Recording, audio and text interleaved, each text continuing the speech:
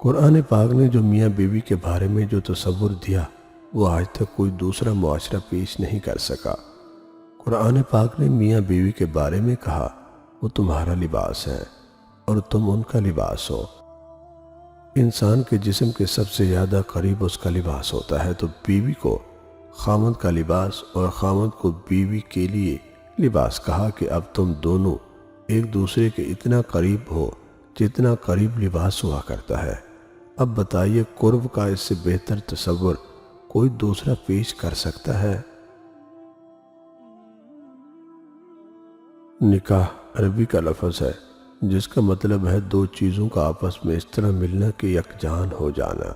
لغت میں اس کی مثال ہے جیسے نیند آنکھوں میں جذب ہو کر آنکھ بن جاتی ہے اور بارش کا پانی مٹی میں جذب ہو کر مٹی بن جاتا ہے۔ دو زندگیوں کا آپس میں اس طرح جڑنا کہ ایک ہو جائیں نکاح ہے۔ اگر کوئی محبت کرنے والا شخص تم کو نصیحت کرنا چھوڑ دے تو سمجھ جاؤ تم اس کی نظروں میں اپنی اہمیت کھو چکے ہو۔ شوہر کی خطرناک غلطیاں: بیوی کو نظر انداز کرنا، طلاق کی دھمکی دینا، دوسری شادی کی دھمکی دینا، بے عزت کرنا، وقت نہ دینا، بیوی کے لیے پابندی، اپنے لیے آزادی، ہر بات میں نکتہ چینی کی عادت، تیسرے بندے کی خاطر بیوی سے جھگڑا، بھیجا الزام لگانا، بیوی کے اقارب سے بے اعتنائی۔ بیوی کسی دوسرے مرد کی تعریف اپنے خاوند کے سامنے ہرگز نہ کرے، کیونکہ یہ بات کسی بھی خاوند کو پسند نہیں۔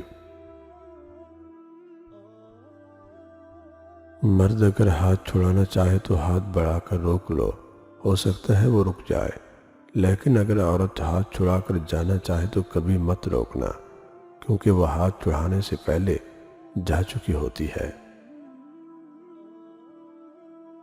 زندگی میں ایسے شخص کا ہونا بہت ضروری ہے جس کو دل کا حال سنانے کے لیے لفظوں کی ضرورت نہ پڑے۔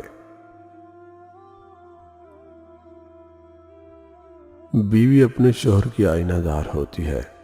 تم اس کو کہو وہ خوبصورت ہے، وہ ہر روز نکھرتی جائے گی۔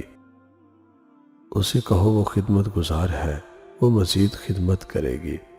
اس کو سراہو گے تو اس کا اعتماد بڑھے گا، لیکن اگر ہر وقت اس کے اندر نقص نکالو گے تو اس کو کھوکھلا کر دو گے۔ وہ ٹیڑھی پسلی سے نکلی ہے، اس کو سیدھا کرنے کی کوشش میں تم اسے توڑ دو گے۔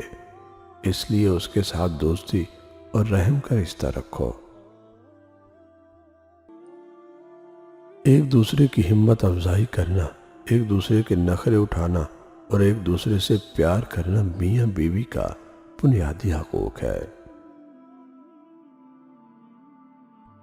ایک مرد کو اپنی نفسیات کے خلاف جا کر یہ بات یاد رکھنا چاہیے کہ نسوانی بدن حیض اٹھانے کے لیے نہیں، مردوں کے امتحان کے لیے تخلیق کیا گیا ہے۔ اگر کوئی خاتون اپنے جسم اور خد و خال کو خود نمایاں کرتی ہے تو یہ اس کا مسئلہ ہے۔ ہمارا مسئلہ یہ ہے کہ ہمیں اپنی نگاہ اور دل کا جواب دینا ہے۔ ساری توجہ اس پر ملحوظ رہنی چاہیے۔ یہ دنیا دکھاتی شہد ہے، پلاتی زہر ہے۔ مرد اگر یہ چاہتا ہے کہ وہ بیوی کے دل سے کبھی نہ اترے تو اسے چاہیے کہ اپنی بیوی کی عزت کرے، تنہائی میں بھی اور دنیا کے سامنے بھی۔